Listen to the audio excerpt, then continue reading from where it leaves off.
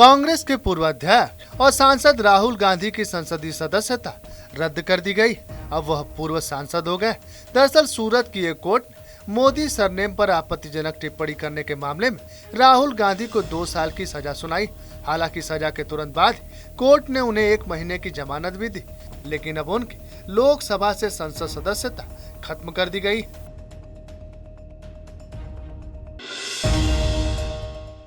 वाराणसी पहुंचे प्रधानमंत्री नरेंद्र मोदी ने 1780 करोड़ रुपए से अधिक की लागत वाली 28 विकास परियोजनाओं का शिलान्यास किया। साथ ही सभा को संबोधित करते हुए उन्होंने कहा, उत्तर प्रदेश आज विकास के हर क्षेत्र में नए रिकॉर्ड स्थापित कर रहा है। वहीं रुद्राक्ष कन्वेंशन सेंटर में वन वर्ल्ड टीबी समिट का निरीक्षण करते हुए कहा कि टीबी के खिलाफ लड़ाई में भारत ने जो बहुत बड़ा काम किया है वो जन भागीदारी से हुआ है और भारत को हम सब मिलकर टीबी मुक्त बनाएंगे। प्रधानमंत्री के 1780 करोड़ रुपए से अधिक की लागत वाली 28 विकास परियोजनाओं के कार्यक्रम में पहुंचे सीएम योगी ने कहा, प्रधानमंत्री नरेंद्र मोदी के नेतृत्व में गरीब कल्याण की भावना के साथ सरकार काम कर रही। सबका साथ और सबका विश्वास के नारे के साथ देश में काम हो रहा है। वहीं राहुल गांधी पर पलटवार करते हुए कहा कि आज भारत दुनिया के सामने एक मिसाल बना है, तो वहीं कुछ लोग देश के बाहर जाकर भारत को बदनाम करने की कोशिश कर रहे हैं और भारत के लोकतंत्र को कटघरे में खड़ा करते हैं। लोग हैं जिन्हें भारत का विकास अच्छा नहीं लग रहा है, जिन्हें भारत दुनिया के सबसे बड़े लोकतंत्र के रूप में ही नहीं बल्कि भारत लोकतंत्र की जननी के रूप में स्थापित करने के आदरणीय प्रधानमंत्री जी के प्रवर्तमान अभियान में हर स्तर पर बैरियर खड़ा करना है। वे लोग आज भारत को बदनाम करने में कहीं नहीं चूक रहे हैं। मानहानि केस में कांग्रेस नेता राहुल गांधी को 2 साल की सजा मिलने के बाद उनकी लोकसभा सदस्यता भी रद्द कर दी गई, जिसके बाद सपा प्रमुख अखिलेश यादव ने बयान देते हुए कहा कि ये सारे मुद्दे बीजेपी को खत्म कर देंगे। साथ ही उन्होंने कहा कि जो कांग्रेस पार्टी के साथ हुआ है वो समाजवादियों के साथ पहले हो चुका है। आगे उन्होंने कहा, अगर बीजेपी के नेताओं पर कार्रवाई हो तो कई बीजेपी नेताओं की सदस्यता चली जाएगी।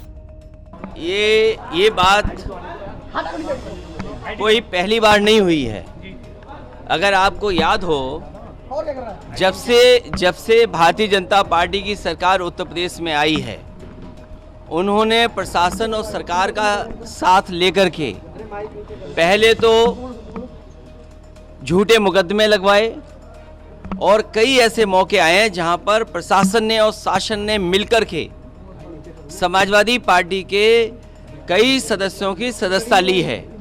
आप याद कीजिए, मोहम्मद आजम खान साहब, उनकी सदस्यता गई। बीजेपी कार्यालय में डिप्टी सीएम केशव प्रसाद मौर्य ने प्रेस कॉन्फ्रेंस कर कहा, राहुल गांधी को जाति सूचक शब्दों पर न्यायालय ने सजा सुनाई। हम अदालत के फैसले का स्वागत करते हैं और इस मामले में राहुल गांधी को देश की जनता कभी माफ नहीं करेगी। वहीं कांग्रेस पार्टी पर पलटवार करते हुए कहा कि कांग्रेस पहले से पिछड़ों दलितों की विरोधी पार्टी रही। मैं आज कांग्रेस के द्वारा माननीय न्यायालय के माध्यम से सुनाई गई सजा के लिए माफी मांगने की मांग करता हूं और श्री राहुल गांधी जी जिनको सजा सुनाई गई है उनको और देश के पिछड़े वर्ग को, देश के वंचित वर्ग को, देश के गरीब वर्ग को इसका जवाब देना चाहिए। देश की जनता कांग्रेस को माफ नहीं करेगी, श्री राहुल गांधी जी को माफ नहीं करेगी और यह देश के लोगों ने ठान लिया है कि जो प्रधानमंत्री मोदी जी का अपमान मोदी जी का अपमान नहीं है, पूरे देश का अपमान है। देश के संपूर्ण 50% सभी पिछड़ा वर्ग का अपमान है और इस अपमान को भारतीय जनता पार्टी के कार्यकर्ता के नाते भी और पिछड़े वर्ग के नाते भी हम बर्दाश्त नहीं कर सकते। इतना मुझे कहना है। धन्यवाद। केपी मौर्य ने अखिलेश यादव पर निशाना साधते हुए कहा था कि हमारी हत्या की साजिश रची जा रही। वहीं इस बयान पर इसका जवाब देते हुए अखिलेश यादव ने कहा कि समाजवादी पार्टी किसी की हत्या नहीं करवाती, बल्कि बीजेपी ने संविधान की हत्या करने की शुरुआत कर दी। वहीं उन्होंने कहा, डिप्टी सीएम को कोई मरवाने वाला नहीं, उनको तो खतरा मुख्यमंत्री जी से है। आगे उन्होंने कहा, हम लोग उन्हें काफी प्रेम करते हैं और इतना प्यार करते हैं, वो इधर 100 विधायक ले आए। देखिए, हम समाजवादी लोग किसी की हत्या नहीं कराते हैं। भारतीय जनता पार्टी ने संविधान की हत्या करने की शुरुआत कर दी है। और जहाँ तक हमारे जो डिप्टी सीएम हैं, डिप्टी सीएम को कोई मरवाने वाला नहीं है। उनका झगड़ा तो मुख्यमंत्री जी से है। अगर उनको जान का खतरा हो, कुर्सी का खतरा हो, तो वो किससे है? मुख्यमंत्री जी से, हम लोगों से नहीं है। हम तो उन्हें कुछ दे सकते हैं, समर्थन दे सकते हैं, सहयोग दे सकते हैं। अरे हम लोग उनसे बहुत प्रेम करते हैं, बहुत प्यार करते हैं, वो जानते ही नहीं इस बात को। अमेठी के पूर्व सांसद राहुल गांधी की सांसद सदस्यता समाप्त होने के बाद भड़के कांग्रेसी कार्यकर्ताओं ने कांग्रेस कार्यालय के गेट पर प्रधानमंत्री नरेंद्र मोदी का पुतला फूंका। वहीं प्रधानमंत्री नरेंद्र मोदी के खिलाफ नारेबाजी करते हुए मोदी पर तानाशाही का आरोप लगाया। इस प्रदर्शन को देखते हुए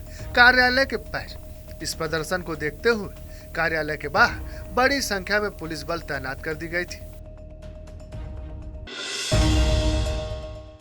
देवबंद पहुंचे श्रीकांत त्यागी ने कहा कि रावण ब्राह्मण थे, बुद्धिमान और ज्ञानी थे। अगर पुतला दहन करना है तो दुशासन और दुर्योधन का किया जाए। वहीं आगे उन्होंने कहा कि भारत की प्राचीन संस्कृति से छेड़छाड़ की गई। भगवान राम के अलावा रावण के पुतले दहन करने का अधिकार किसी को नहीं।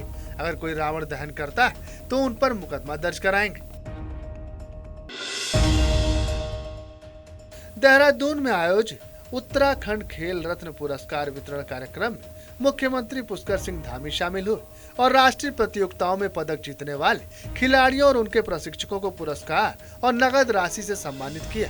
इस दौरान उन्होंने सभा को संबोधित करते हुए कहा कि सरकार का अब ऐसा प्रावधान हो गया है कि हर वर्ग के खिलाड़ी खेल सकते हैं और आगे बढ़ सकते हैं।